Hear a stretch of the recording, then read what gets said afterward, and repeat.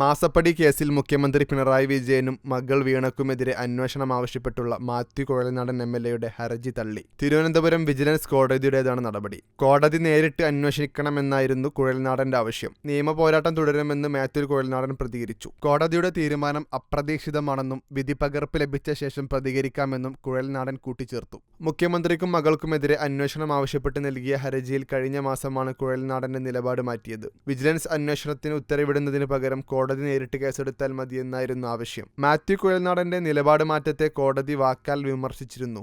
ഹർജിക്കാരൻ ഒന്നിൽ ഉറച്ചു നിൽക്കണമെന്ന് കോടതി കുഴൽനാടനോട് നിർദ്ദേശിച്ചു. നിലപാട് മാറ്റത്തിലൂടെ ഹർജി രാഷ്ട്രീയ പ്രേരിതമാണെന്നും ഹർജി തള്ളണമെന്നും പ്രോസിക്യൂഷൻ വാദിച്ചു. മുഖ്യമന്ത്രി പിണറായി വിജയനും മകൾ വീണയും അടക്കം 7 പേരാണ് കേസിലെ എതിർകക്ഷികൾ. പിണറായിക്കും മകൾക്കും പുറമെ CMRL ഉടമ SN ശശിധരൻ കർത്ത, CMRL KMML, Indian rare earth's, Exalogic എന്നിവരാണ് എതിർകക്ഷികൾ.